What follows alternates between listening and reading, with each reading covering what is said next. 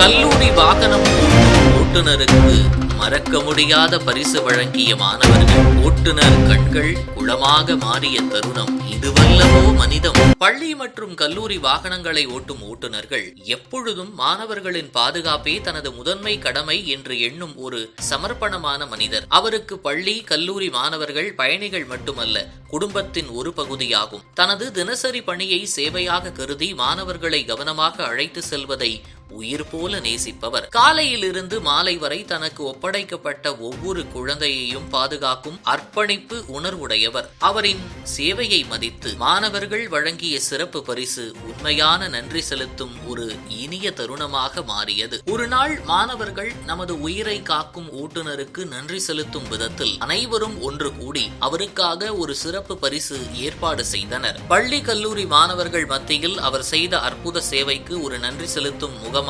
Cake வெட்டப்பட்டது.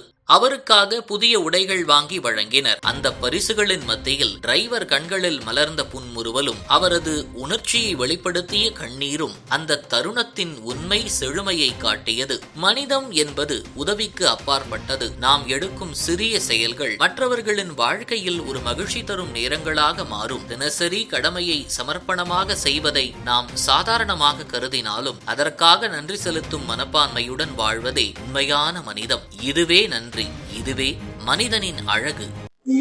കൊല്ലത്തെ നമ്മളെ van driver Sulaiman ചാക്ക് വേണ്ടിട്ട്